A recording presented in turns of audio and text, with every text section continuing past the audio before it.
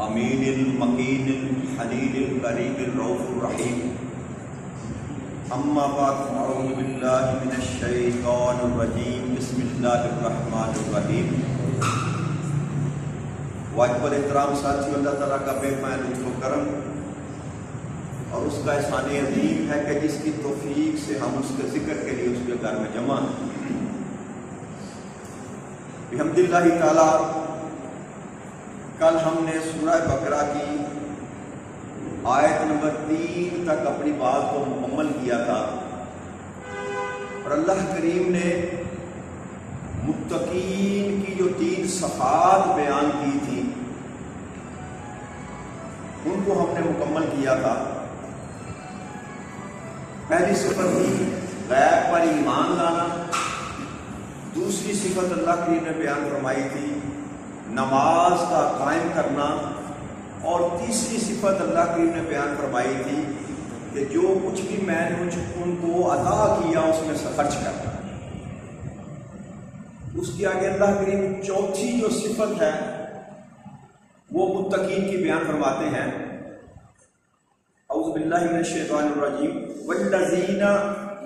یؤمنون بما انزل الیک، پھر وہ لوگ ایمان لاتے ہیں اس پر جو آپ پر نازل کیا گیا، جو نبی اکرم صلی اللہ علیہ وسلم پر نازل کیا، یعنی کہ قرآن کریم، اور ساتھ وما انزل من قبلک،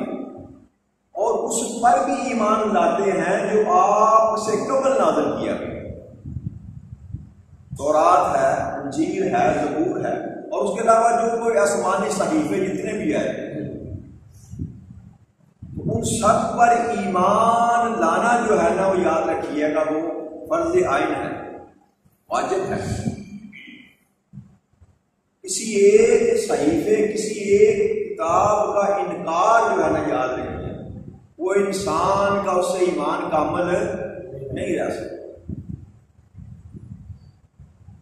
اور پھر یہ یاد رکھیے گا میرے بھائیوں کہ آدم علیہ السلام سے لے کر نبی اکرم صلی اللہ علیہ وآلہ وسلم تک جو بھی مذہب دین آیا وہ اسلام ہی تھا،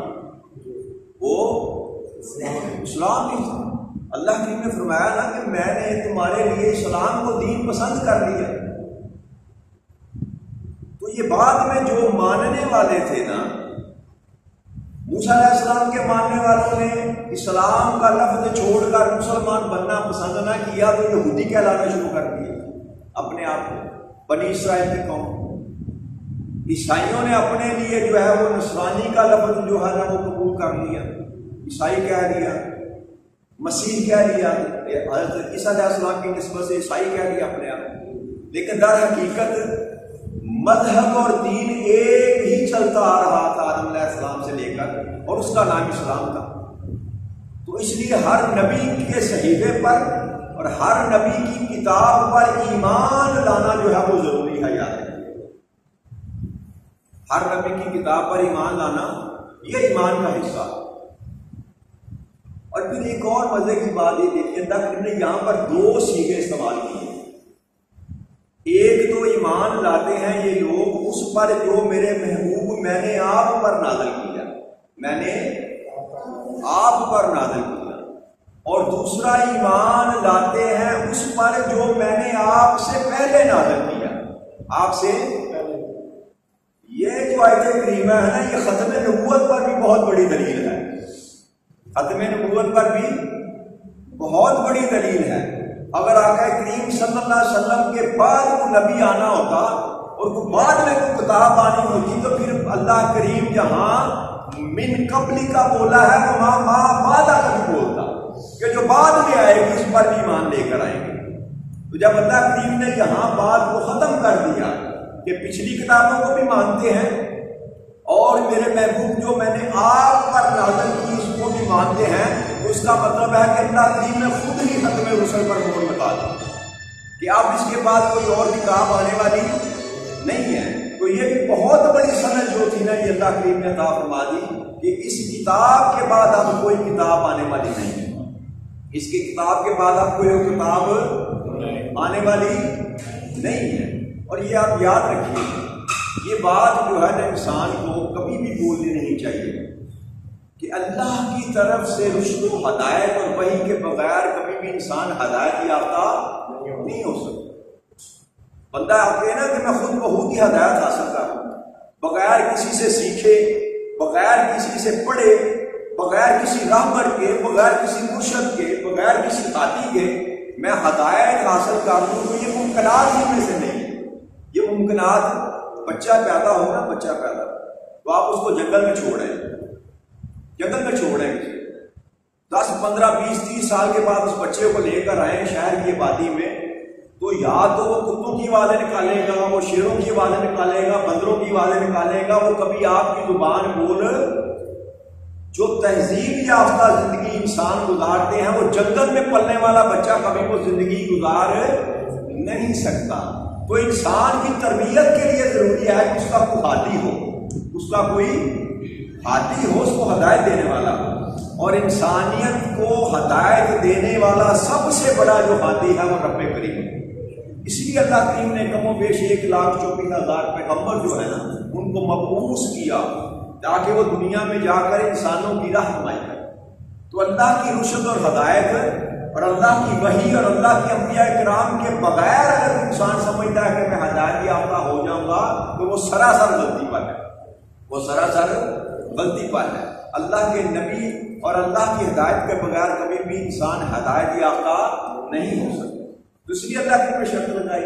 یہ صرف نے بیان کی کہ یہ کام کرو گے، غیب پر ایمان لاؤ گے، نماز قائم کرو گے، میرے مال میں سے خرچ کرو گے اور پھر میری ساری کتابوں پر ایمان لے کر آؤ گے، تب جا کر تم ہدایت کے قریب رہو۔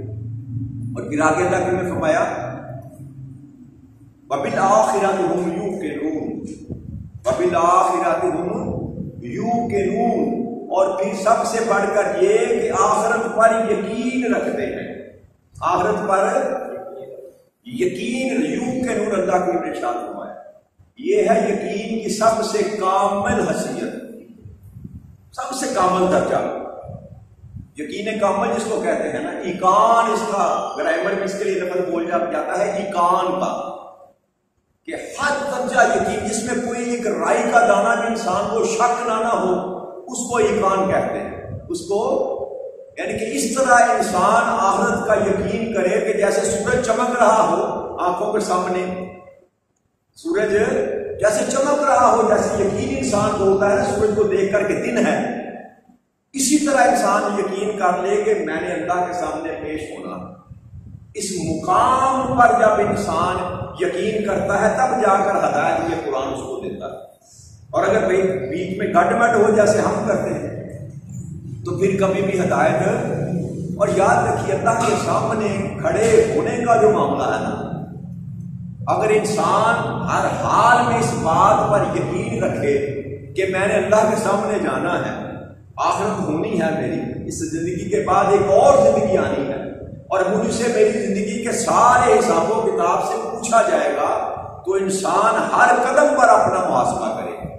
ہر قدم پر اپنا محاسبہ کرے۔ اگر انسان کو یقین ہو اس بات کا کہ میں نے مرنا ہے اور مرنے کے بعد اللہ کے پاس جانا ہے، آخرت پر یقین ہو، تو انسان کبھی کوئی برائی نہ کرے۔ یہ جو ہم بھٹکتے رہتے ہیں نا، برائی اور اچھائی کے درمیان جو بھٹکتے رہتے ہیں نا، یہ یقین کی کمی ہے، یاد رکھیے، یہ یقین کی کمی۔ کسی بندے نے اگر قتل کیا نا، میں آپ کو ایقان سمجھاتا ہوں، ایقان کس کو کہتے ہیں؟ کسی بندے نے قتل کر دیا، عدالت میں لے کر گئے، سیشن جج نے اس کو سزائے موت دے دی، جی سزائے موت دے دی اور اس کو جیل میں ڈال دیا گیا، تو کیا اس کو یقین ہوگا کہ میں مر جاؤں گا صبح؟ تذبذب میں رہے گا نا کہ ابھی ہائی کورٹ میں نے اپیل کرنی ہے، شاید ہائی کورٹ سے میری بریت، سزائے موت کا حکم ہو جانے کے باوجود اس کو یقین نہیں ہے کہ میں مروں گا، اس کو یقین ہے کیونکہ ایک پیچھے ایک چھوٹی سی چمک باقی ہے اس بات کی کہ شاید ہائی کورٹ سے میری ضمانت ہو جائے، میں ہائی کورٹ سے بچ جاؤں۔ اور جب ہائی کورٹ میں بھی اس کو سزائے موت دے دی جائے تو تب بھی ایک چمک اس کے پاس باقی بچتی ہے کہ شاید سپریم کورٹ میں جا کر میری جان چھوٹ، اس وقت تک بھی اس کو اپنی موت کا یقین قتل کرنے کے باوجود اس کو یہ یقین نہیں ہوتا کہ میں شاید میں بچ جاؤں، شاید میں بچ جاؤں۔ اور پھر اگر سپریم کورٹ بھی اس کو سزائے موت دے تو پاکستان کے قانون میں صدر پاکستان اس کی سزا کو معاف کر سکتے ہیں، تو پھر بھی وہ شاید کرے، ہو سکتا ہے میرے ماں باپ، میرے والدین صدر پاکستان کے آگے کھڑے ہو کر میری التجا کریں تو مجھے معاف کر دیا جائے، میں بچ جاؤں۔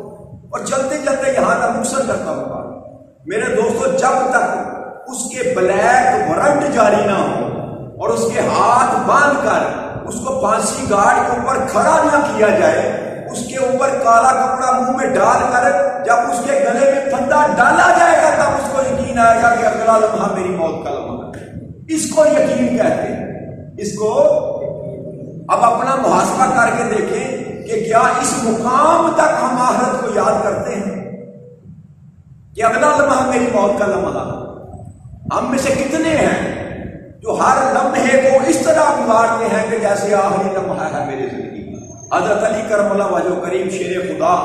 آپ سے کسی نے پوچھا کہ امیر المومنین یہ تو ذرا بتائیں کہ انسان کی توبہ کرنے کا سب سے بہتر جو ہے وقت کون سا ہے، سب سے بہتر وقت کون سا ہے؟ تو آپ نے فرمایا کہ موت سے قبل، موت سے قبل۔ تو وہ کہنے لگے کہ امیر المومنین موت کا کیا پتا کہ کب آ جائے؟ تو پھر آپ نے فرمایا کہ ہر لمحہ جو ہے وہ موت کو سمجھ کر جو ہے نا توبہ کیا کر لگے، کہ جب تجھے یہ خبر ہی نہیں ہے کہ اگلا لمحہ تیرا موت کا ہے تو پھر ہر لمحے اللہ کریم سے توبہ کیا کر گناہوں کی معافی مانگا۔ تو اس طرح میرے دوستوں اگر ہم زندگی گزاریں، اس طرح زندگی گزاریں کہ ہر لمحہ جو میرا آنے والا ہے اگلا وہ موت کا ہے، تو پھر انسان جو ہے وہ کبھی بھی گناہوں کی طرف مائل، کسی کے ساتھ ظلم نہیں کرے گا، کسی کے ساتھ زیادتی نہیں کرے گا، کم نہیں تولے گا، جھوٹ نہیں بولے گا۔ سارے جو چھوٹے بڑے گناہ ہیں ان سے بچنے کا فقط ایک ہی رستہ ہے کہ انسان یہ یقین کر لے کہ میں مرنے والا ہوں اور اللہ کے سامنے کھڑے ہو کے میں نے جواب دینا۔ ہم جو یہ کوتاہیاں کرتے ہیں نا وہ فقط اسی لیے ہیں کہ ہم نے موت کو بلا دی، ہم نے مانتے ہیں بالآخرۃ ہم یوقنون، یہ مانتے ہیں کہ مرنا ہے اللہ کے پاس جانا ہے، لیکن یقین نہیں ہے، یقین، اور اس میں ہمارا قصور بھی نہیں ہے، اس میں ان لوگوں کا بھی قصور ہے جن کے پیچھے ہم چلتے ہیں، جنہوں نے آپ کو غلط رستے پر ڈال دیا، عجیب عجیب قسم کی طویلیاں پیش کر دی، ایسا کر دو گے تو ایسا ہو جائے گا، ایسا کر، جس نے ایک اینٹ مسجد میں لگا دی اللہ کریم اس کا جنت میں گھر بنا دے گا، اس میں کوئی شک والی بات نہیں ہے، اس میں کوئی شک والی بات نہیں ہے۔ تو اگر وہ جو اینٹ آپ نے لگائی وہ لگائی حرام کے روپیے سے تو پھر کون سا جنت میں مکان آپ کو ملے گا؟ جی یہ جو بڑے بڑے ویلا ماشاءاللہ چھوڑ کر بڑے بڑے جو لوگ ہیں یہ پوری کی پوری مسجدیں بنا دیتے ہیں اور ان کی کمائی کو چیک کریں تو ساری کی ساری حرام کی، تو کیا اللہ کو دھوکہ دیا جا سکتا ہے؟ اللہ کو دھوکہ دیا جا سکتا ہے کہ آپ ساری کی ساری مسجد تعمیر کرا دیں، کہاں ایک اینٹ اور کہاں ساری مسجد، لیکن اس کے پیچھے کمائی آپ کی حرام ہے۔ اللہ کی نافرمانی کر کے تو نے مال کمایا اور دنیا کو دھوکہ دینے کے لیے تو نے مسجد تعمیر کر دی، تو کیا اللہ کی وہاں تو جنت میں محل بنا کر دے گا؟ تو یہ دھوکے ہیں میرے دوستوں، یہ دھوکے ہیں جو ہم کھاتے ہیں، روز کھاتے ہیں۔ مولانا صاحب ہمیں ایکسپلائٹ کرتے ہیں، جو سو کارڈ مولوی ہے نا، ملا جن کو میں کہتا ہوں، جن کو علامہ اقبال نے بھی کہا تھا دین ملا فساد فی سبیل اللہ، وہ ایکسپلائٹ کرتے ہیں، ان کا کاروبار ہے، وہ جب تک آپ اس طرح کی باتیں سنائیں گے نا آپ کی جیب کی زپ نہیں کھلے گی، ان میں سے مال نہیں نکلے گا، ان کا کاروبار نہیں چلے گا۔ اللہ کریم کو ان چیزوں کی ضرورت نہیں ہے۔ اللہ کریم کہتا ہے کہ جو تو عمل کر رہا ہے میں تیری نیت کو دیکھتا ہوں، میں تیری انما الاعمال بالنیات، ہر عمل کے پیچھے ایک نیت ہے، اگر نیت درست ہے تو پھر آپ کا عمل کام آئے گا، اور اگر نیت میں ہی گٹ مٹ ہے تو پھر کوئی عمل آپ کے کام آنے والا نہیں۔ جب تک یقین کامل ہی نہیں آپ اللہ کو مانتے ہی نہیں ہیں اس طرح جس طرح ماننا چاہیے، آپ رسول کو مانتے ہی نہیں ہیں اس طرح جس طرح اس کو ماننا چاہیے، آپ شریعت کو مانتے ہی نہیں ہیں جس طرح اس کو ماننا چاہیے، تو یہ سارے کے سارے کام جو ہم کرتے ہیں یہ سارے لپیٹ کر ہمارے منہ پر مار دیے جائیں قیامت کے دن۔ کیوں؟ اللہ کہتا ہے تو مجھے دھوکہ نہیں دے سکتا، مجھے دھوکہ کیوں؟ میں تیرے دل کے اندر کی بات کو بھی جانتا ہوں، تو کیسے کماتا ہے، کہاں سے لے کر آتا ہے، کس کا حق کھایا، کس کا مال غصب کیا، کس کے ساتھ ظلم کیا، یہ سب کچھ دنیا جانے یا نہ جانے، میرا روح، میری داڑھی، میری ٹوپی، میری نمازیں، میرے حج، میری زکات، یہ سارا کچھ دنیا کو نظر آ رہا ہے، لیکن میرے اندر کا حال میرا رب کریم جانتا ہے کہ میں کتنا غلیظ ہوں، میں کتنا غلیظ، میرے اندر کی غلاظت کو کوئی انسان نہیں جانتا، وہ میرے ظاہر کو دیکھ کر مجھ سے دھوکہ کھا جاتا ہے، لیکن میں اپنے اندر کی غلاظت کو رب کریم سے چھپا نہیں سکتا، رب کریم سے چھپا نہیں سکتا، اس لیے درست کرنا ہے میرے دوستو تو اندر اور باہر سے اپنے آپ کو درست کرنا ہے۔ ہم نے دنیا کو راضی نہیں کرنا، دنیا والے کو راضی کرنا، دنیا کو دکھانے کے لیے نمازیں نہیں پڑھنی، اس کو راضی کرنے کے لیے نمازیں پڑھنی ہے، دنیا کو دکھانے کے لیے جبے کبے اور دستاریں نہیں باندھنی، اس کو راضی کرنے کے لیے کام کرنے۔ بات یہ ہے، اللہ نے فرمایا کہ جو ایقان کی حد تک میرے سامنے کھڑا ہونے کے لیے تیار ہوگا وہ متقی ہوگا، وہ متقی ہوگا، اور پھر جو متقی ہوگا یہ 5 شرطیں اللہ کریم نے فرمایا جو پوری کر لے گا وہ آگے سند عطا فرما دی، اللہ کریم نے سند عطا فرما دی، کیا اولئک علی ھدی من ربہم، یہی تو وہ لوگ ہیں جو ہدایت پر، وہ جو تو ہم نے کہا تھا نا اہدنا الصراط المستقیم، مولا ہمیں ہدایت نصیب فرما دے، تو اللہ نے فرمایا یہ میں کتاب تم کو دے رہا ہوں، یہ تم کو ہدایت دے گی، اور ساتھ 5 شرطیں لگا دی کہ یہ شرطیں پوری کر لو، جو یہ 5 شرطیں پوری کر لے گا میں اس کو سند ادا کرتا ہوں کہ یہ ہدایت یافتہ، یہ اب جو یہ ان شرطوں کے بغیر اپنے آپ کو کہے کہ میں ہدایت یافتہ ہوں، وہ ہدایت یافتہ دنیا کو تو کہہ سکتا ہے، اللہ کی نظر میں وہ ہدایت یافتہ، اللہ کی نظر میں وہ ہدایت یافتہ نہیں ہے میرے دوست۔ اور پھر دوسری سند اللہ نے فرمائی کہ جو یہاں ہدایت پا گیا فَأُولَٰئِکَ هُمُ الْمُفْلِحُونَ، تو حقیقت میں یہی وہ لوگ ہیں جو اپنی مراد کو پا گئے، یہی وہ لوگ ہیں جنہوں نے اس طرح اپنی زندگی کو اس ڈھانچے میں ڈال لیا، میرے اور میرے محبوب کے کہنے پر باقی رستوں کو چھوڑ کر اس صراط مستقیم پر اپنے آپ کو ڈال دیا۔ میں گواہی دیتا ہوں، میں گارنٹی دیتا ہوں کہ یہی لوگ ہدایت والے ہیں، اور حقیقت میں یہی مراد پانے والے ہیں، یہی مراد پانے والے ہیں۔ اور پھر یہ اللہ کریم نے مومنوں کی شان بیان فرمائی، ان کی شان بیان فرمائی، مومنوں کی شان بیان فرمائی، اور آگے اللہ کریم نے جو مضمون شروع کر رہا ہے وہ مضمون ہے کافروں کا۔ وہ کن کا مضمون ہے؟ کافروں کا۔ یہاں تک مومنوں کی بات ہے، آگے اللہ کریم نے ارشاد فرمایا ان الذین کفروا سواء علیہم اانذرتہم ام لم تنذرہم لا یؤمنون۔ اب اس کے دوسری حالت، دوسری پارٹی آ گئی، بے شک جنہوں نے کفر اختیار کیا کہ یہ باتیں جو میں نے بتائیں ان سے انکار کیا، ان سے کفر کا مطلب ہوتا ہے نہ ماننا، یاد رکھیے گا، کفر کو ٹائٹل نہیں ہے، کوئی شکل نہیں ہے کفر کی، کوئی یہ اس طرح کا ہوگا تو کفر ہوگا، کفر عمل ہے، یاد رکھیے۔ نہ ماننے والے کو کافر کہتے ہیں، نہ ماننے والے کو چاہے داڑھی ہو، جبا کبا ہو، اگر اللہ اور اللہ کے رسول کی بات نہیں مانتا تو وہ کافر ہے، یاد رکھیے گا۔ خلیے سے کچھ فرق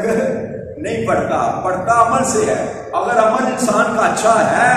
تو پھر وہ ہدایت یافتہ ہے، اور اگر عمل اس کے خلاف ہے تو اللہ کہتا ہے کہ وہ کفر کرنے والا۔ ان الذین کفروا، اور وہ لوگ جنہوں نے کفر اختیار کیا ان کے لیے میرے محبوب برابر ہے، آپ ان کو ڈرائیں یا نہ ڈرائیں وہ ایمان نہیں لائیں گے۔ وہ یہاں بھی سند اللہ کے خلاف ہے۔ اور یہ جو آیت کریمہ ہے نا، اس کی شان نزول ابو جہل اور ابو لہب ہے، ابو جہل اور ابو لہب ہے، ان کے لیے یہ اللہ کے نازل فرمائے کہ میرے محبوب آپ ان کو کہیں چھوڑ دو، ان کو کہنا چھوڑ دو، یہ کبھی بھی ایمان لے کر نہ آئیں گے، یہ کبھی بھی ایمان، کیوں کہ اللہ کریم نے دیکھ لیا تھا کہ ان کے اندر تو ایمان داخل ہو ہی نہیں سکتا، ایمان داخل ہو ہی نہیں سکتا، کیوں کہ انہوں نے اپنے دلوں پر خود ہی مور لگا لی۔ جب بندہ کسی کو بات سناتا ہے تو سناتا اس کو ہے جو سننا چاہے، بات سمجھاتا ہے اس کو جو سمجھنا چاہے۔ اور پنجابی جانتے ہیں سنڈے کے بیٹ بجانے، ساری رات آپ اس کے آگے بیٹ بجاتے رہے، کبھی دودھ نہیں دے گا، کبھی دودھ نہیں دے گا۔ تو یہی ہے مرد نادا پر کلام نرم و نازک پیش ہے کہ جو بندہ بات کو قبول ہی نہیں کرنا چاہتا اس کے سامنے چاہے محمد عربی کیوں نہ کھڑے ہو صلی اللہ علیہ وسلم اس کا نصیب جاگ نہیں سکتا، اس کا نصیب جاگ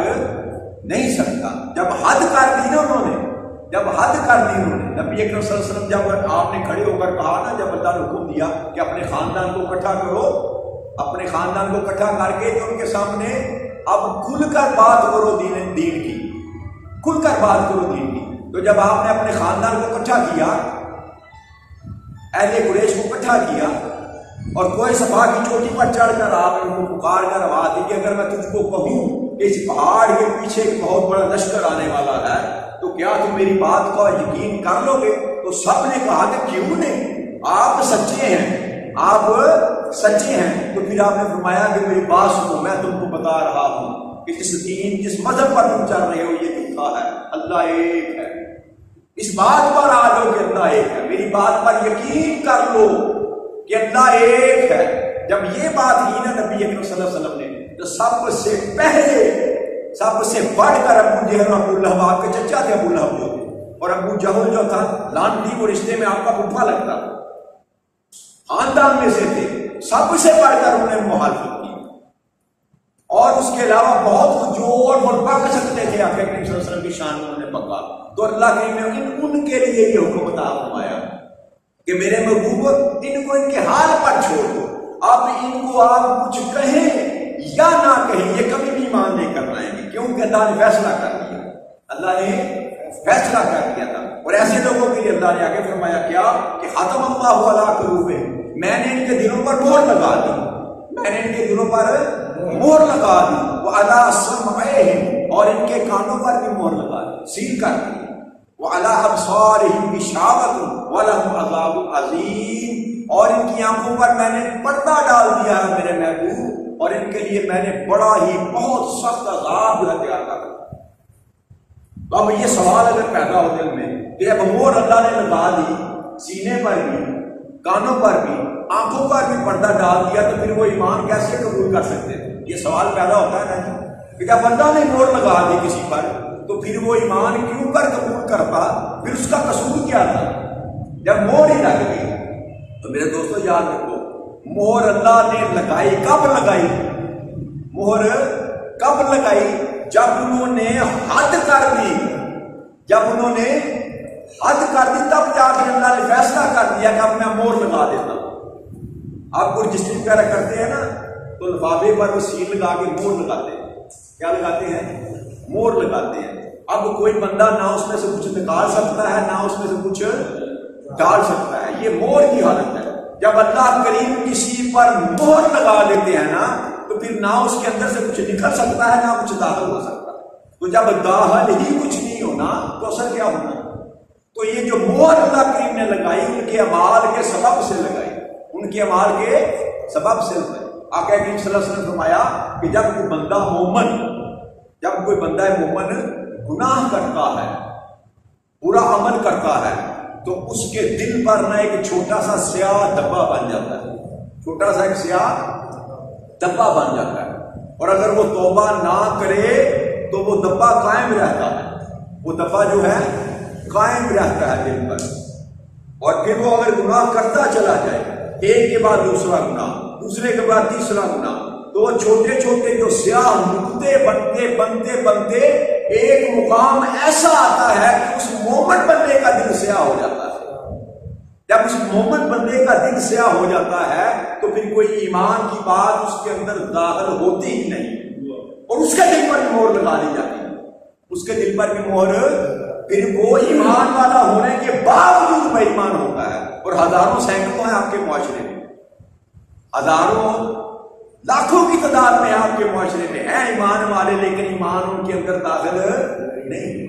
اور اسی طرح دوسری طرف قرآن کا فرمایا کہ جب بندہ کوئی نیک عمل کرتا ہے تو ایک نور کا نقطہ اس کے دل پر لگ جاتا ہے، ایک نور کا نقطہ اس کے دل پر لگ جاتا ہے، اور جب پھر دوسری نیکی کرتا ہے، نیکی پر نیکی، نیکی پر نیکی جب کرتا چلا جاتا ہے تو ایک مقام ایسا آتا ہے کہ اس کا قلب جو ہے روشن ہو جاتا ہے، اس کا قلب روشن ہو جاتا ہے، اور وہ لوگ کون ہے جن کا قلب روشن ہو جاتا ہے؟ وہ ولی اللہ، وہ جن کو اللہ کہتا ہے کہ یہ میرے دوست ہیں، یہ میرے دوست ہیں۔ جب اس مقام پر انسان پہنچتا ہے کہ اس کا قلب روشن ہو جاتا ہے تو اللہ کریم ان کو اپنی حفاظت میں لے لیتا ہے، وہ اللہ کے دوست بن جاتے ہیں۔ تو دونوں ہی نیکیاں یاد رکھیے گا، اور یہ دونوں حالتیں انسان پر بیتتی ہیں، کسی پتھر پر نہیں، کسی پتھر پر جیتے جاگتے انسان پر بیتتی ہیں۔ یا تو گناہوں کے سبب اس کا دل سیاہ ہو جاتا ہے اور وہ راندہ درگاہ بن جاتا ہے، اور یا نیکیوں کے سبب اس کا دل روشن ہو جاتا ہے اور اللہ کا وہ دوست